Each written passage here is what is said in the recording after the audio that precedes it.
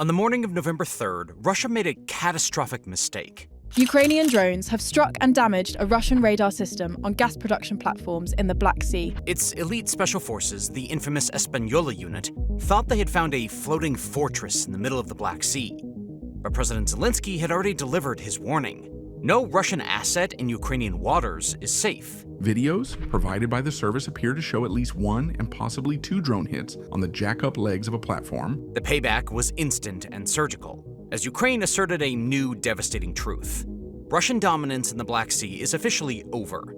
Let's break down this shocking strike and see how Putin's forces were blindsided, and why this moment could change naval warfare for years to come. Interestingly, there's one piece of tech that made this strike possible, and it promises to revolutionize this war. And trust me, it's not what you think. Let's start from the beginning and answer the big question. What actually happened? Well, on the morning of November 3rd, Ukraine decided to strike the Savash rig. It was part of the so-called Boyko Towers, a cluster of offshore gas rigs that Russia seized from Ukraine in 2014 during the Crimea annexation. For years, they looked like ordinary industrial platforms. But after the full-scale invasion of 2022, Russia transformed them into militarized outposts. They had become surveillance hubs, bristling with radar arrays, signal interceptors, and anti-air defenses. Floating in the middle of the sea, they served as Russia's eyes and ears, tracking Ukrainian movements and guiding strikes with chilling efficiency. The Savash rig in particular stood out. Positioned northwest of Crimea, roughly halfway between the occupied peninsula and Odessa, that spot made it both strategically valuable and symbolically potent. From a tactical perspective, it gave Russia early warning coverage over much of the northwestern Black Sea. And symbolically, it marked how far Moscow's reach had extended into Ukrainian waters. The rig itself was a jack-up platform, designed to elevate above waves with a helipad for 12-ton choppers and a space for up to 60 personnel. But on that day, it housed something more dangerous. On it was an elite detachment from Russia's 88th Reconnaissance and Sabotage Brigade, known as Espanola. To Russian commanders, it felt like a fortress. But to the Ukrainian planners, it looked very different. A vulnerable outpost, isolated and too far from reinforcements. Ukrainian intelligence had been watching it for months. They tracked the rhythms, supply runs, rotating guards, brief flickers of radar activity. Then came a shift. Something new appeared: the Russian Special Forces. These weren't just regular Navy personnel. According to Ukrainian military sources and open-source intelligence channels, the elite unit was from Espanola, a unit born from radical football ultras. Formed in 2014 amid the Donbass fighting, the brigade grew into a private military company by 2023, backed by Putin's United Russia Party. They specialized in maritime ops, reconnaissance, and drone strikes, with about 550 members, including 100 kamikaze drone operators.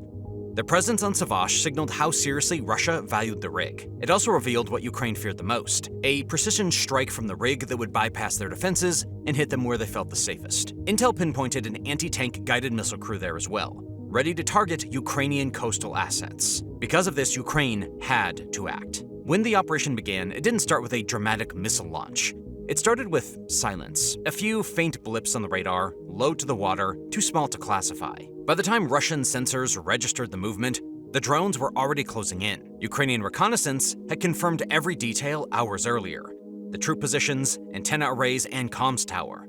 The entire layout was mapped down to the meter. Then the strike began. Ukraine's Navy released footage showing the attack unfold in stark, deliberate stages. It started with unmanned surface vessels gliding across the water, quiet and low, barely disturbing the waves. From their decks, small, first-person view kamikaze drones launched into the air. These drones moved fast and close to the surface, slipping beneath radar and dodging gunfire from Russian troops stationed on the rig. One drone clipped the edge of the helipad, igniting a burst of flame.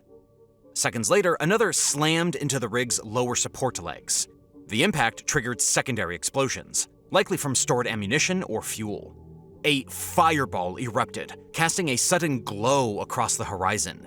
The blast tore through the lower decks, bending steel and shaking the entire structure. Flames climbed quickly, engulfing the rig's frame and consuming its surveillance gear as the radar dishes twisted in the heat. Smoke poured upward as the platform began to tilt, its helipad sagging towards the sky. Below, waves slapped against the wreckage, now half submerged and burning. Put simply, the mission was a success. As we've come to expect in this war, Kyiv's message was measured.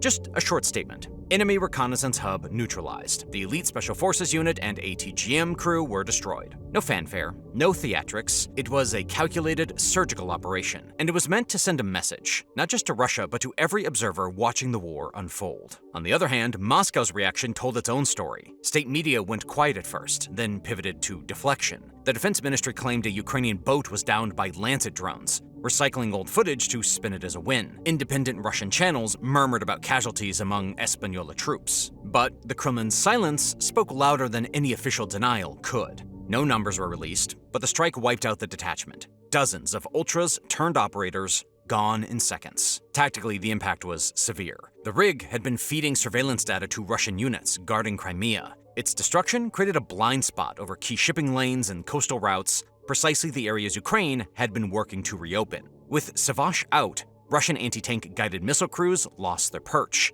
easing pressure on Odessa's defenses. Strategically, the implications ran even deeper. The strike shattered the illusion of Russia's invincibility in the Black Sea. What had once been an invisible fortress was now a burning liability and a cautionary tale.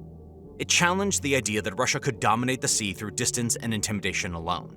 The elite Espanola unit thought they were pioneers in maritime sabotage. They were wrong. Instead, Ukraine showed them how it's really done. Now, this wasn't a one-off. The attack on Savash was the fourth documented hit on the Boyko towers since 2022, each one chipping away at Moscow's grip. It fit into a broader Ukrainian strategy: identify, isolate, and eliminate Russian strongpoints that extend Moscow's reach beyond its shoreline. Every destroyed radar, every burnt-out depot, every sunken vessel chipped away at Russia's sense of control. Ukrainian planners didn't call it revenge. They called it evolution. Their country had moved from defending its coastlines to redefining the rules of naval warfare. The message was clear. The Black Sea no longer belongs to the biggest fleet. It belongs to the fastest learner. And this year, that learner has racked up some wins. Ukraine's drones have sunk or damaged over 30 Russian vessels since 2022, per open-source tallies, forcing the fleet eastward to Novorossiysk. Still, one question hangs in the air. How did Ukraine pull this off? The Savash rig sat nearly 40 kilometers offshore, deep in contested waters. No conventional missile systems could have reached it without triggering Russian radar, scrambling interceptors, and risking escalation. But this wasn't a lucky shot. It was something else entirely. The star of the show was sea drones, unmanned surface vessels engineered not for display, but for precision, speed, and devastating efficiency. These drones are not just tools. They are strategy incarnate. Low profile, lethal, and endlessly adaptable. They have turned maritime warfare into a game of angles, algorithms, and timing. Savash wasn't just a strike, it was a demonstration. The origins of Ukraine's sea drone program trace back to a moment of crisis. In 2022, the Russian Navy appeared to dominate the Black Sea without challenge. Ukraine had no fleet left to contest that control, but what they lacked in ships, they made up for in ingenuity. Faced with overwhelming odds, Ukrainian engineers and tacticians began to improvise. Early prototypes were modest and makeshift, with things like fishing boats, jet skis, and small civilian hulls retrofitted to carry explosives. They were slow and exposed, but they worked. Each successful strike revealed a new tactic. Each failure became a lesson. And with every iteration, the designs improved. By 2023, Ukraine's sea drone game had leveled up in a big way. What started as quick fixes and battlefield hacks turned into something sleek, smart, and deadly. That year, two types of drones hit the water: the Magura V5 and the Sea Baby. Both were fast, GPS-guided, and built to slip past Russian defenses. But they had different strengths. Magura V5 was the multitasker. Designed by Ukraine's military intelligence, it measured 5.5 meters long and 1.5 meters wide. It rode so low in the water, just half a meter above the surface, that radar barely noticed it. Fully loaded, it weighed around 1.1 tons. It cruised at 22 knots, could hit 42 at full speed, and had a range of 833 kilometers. That was enough to reach deep into enemy waters. Its payload was serious, up to 320 kilograms of explosives. That kind of firepower could tear through a warship. And it did. Magura drones were used to destroy Russian patrol ships, like the Sergei Kotov, a vessel worth tens of millions. Each drone cost about $250,000, which might sound expensive until you realize it could wipe out a ship that costs 200 times more than that. Sea Baby was built by Ukraine's security service. It was heavier, hit harder, and traveled farther. It could carry up to 850 kilograms of explosives and cover more than 1,000 kilometers. These drones were used in high-stakes missions, including the attacks on the Crimean Bridge. Some versions could even launch smaller FPV drones during their mission, turning one strike into a swarm. Sea Baby wasn't just a weapon, it was a message. It showed how far Ukraine's tech had come and how smart design could beat old-school military thinking. Together, Magura and Sea Baby changed the rules in the Black Sea. They proved that small machines, guided by smart strategy, could punch way above their weight. Ukraine didn't just build drones, it built a new kind of warfare. Each year brought refinement, and by the time 2025 came around, Ukrainian engineers had turned improvisation into a mature weapons program. Basically, everything had been improved, including the Sea Baby. Its range stretched to 1,500 kilometers. Payload doubled to 2,000 kilograms. And this turned it into a long-haul beast for hitting Sevastopol from afar. But the Sevast operation leaned on Magura V5s in a hybrid setup. A mother drone approaches, launches a swarm of FPV kamikaze drones to overwhelm defenses, then follows up with its own suicide run. Recent footage circulating online shows exactly that. Sea drones skimming in, popping off aerial scouts as decoys, then the final plunge. These machines operate like phantoms. They navigate through darkness, slip beneath radar, and approach targets without warning. The recent rig attack was almost certainly the result of this kind of synchronized assault. Machines working in concert to execute a mission that would have been impossible for a human crew to carry out without extreme risk. The very existence of these drones is a big deal. A single sea drone costs a fraction of a warship, yet it can threaten high-value infrastructure, elite troops, and naval assets. It forces the Russian Navy into a constant state of defensive recalibration. Forward bases no longer feel secure, and supply convoys are delayed or rerouted. Warships rarely leave the safety of Novorossiysk without heavy escort. But beyond the logistical strain, there is a deeper psychological effect. A fleet that once moved with confidence now hesitates, haunted by threats it cannot fully detect or neutralize. But rewriting the rules comes at a cost. Ukraine's sea drones have exposed Russia's vulnerability, and that humiliation demanded a response. Moscow stayed quiet for a full 5 days, long enough for the smoke to settle and the footage to spread. Then, on the night of November 8th, the silence broke. What came next was one of the biggest drone and missile strikes of the war so far.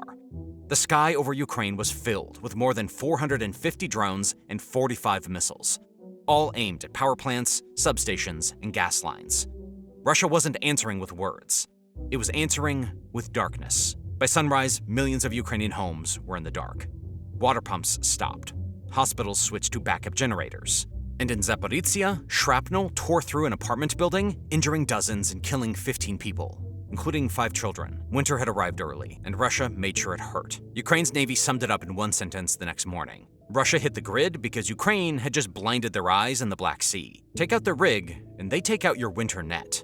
That exchange, one rig for half a country's power, is the new math of this war. Ukraine spends $250,000 on a drone and erases a surveillance hub. Russia spends millions on missiles and hopes the cold does the rest. One side keeps learning, the other keeps swinging. But one thing is clear. On the Black Sea, Russia is increasingly losing its grip, and Ukraine is taking advantage. The rig strike wasn't a standalone event. It was part of a broader campaign, a long and deliberate transformation of a space once dominated by Russian power into a proving ground for Ukrainian innovation, resilience, and asymmetric warfare.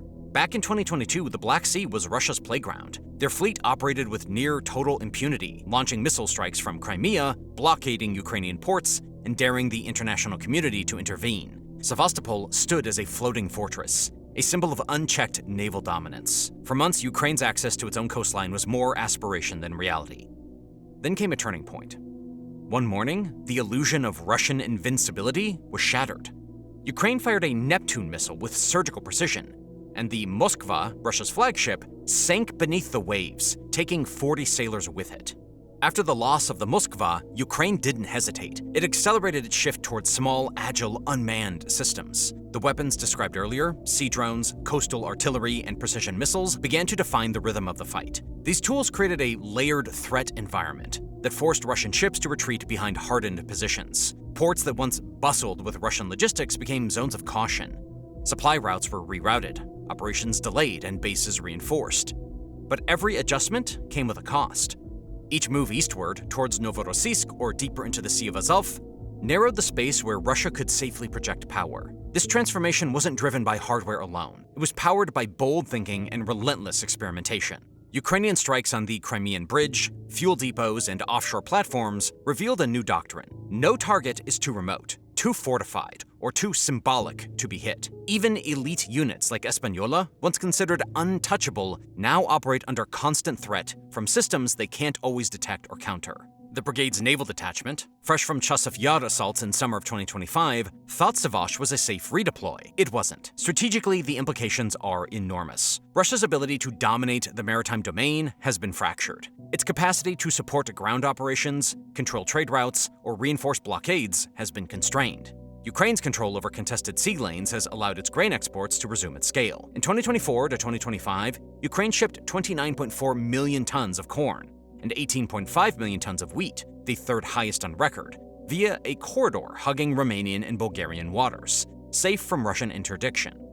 Commercial shipping, once paralyzed by fear, now moves under Ukrainian escort, with over 1,000 vessels cleared since the corridor's revival. The narrative has flipped. The sea is no longer a one-way corridor for Russian power. It has become a contested, volatile, and unpredictable space. Beyond the tactical and psychological layers, the Black Sea has emerged as a stage for global geopolitics. NATO monitors every move. Turkey controls the straits. And the world watches as a smaller, outgunned nation uses creativity and precision to challenge a superpower. Ukraine's success here is more than military. It's symbolic. It demonstrates that intelligence, adaptability, and technological innovation can neutralize brute force. It's a warning to any state that believes size alone guarantees control. The U.S. Navy's 2025 budget now earmarks $1.2 billion for drone swarms, inspired by Black Sea lessons. Even China is now unveiling carrier-killer variants. Simply put, these ripples are global. As the war continues, one thing has become undeniable. The sea itself has changed. It is no longer a corridor of Russian control. It has become a testing ground for new tactics,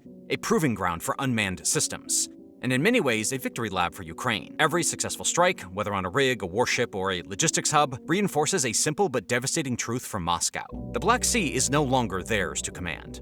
Ultimately, the rig strike, the sea drones, and the broader campaign are not isolated incidents. They are threads woven into a larger wave of resistance, adaptation, and strategic recalibration. Ukraine has turned the Black Sea into a space where Russia can no longer act recklessly. The Black Sea may still be dangerous, but for the first time in years, it's not silent. Ukraine has made sure of that. Thanks for watching.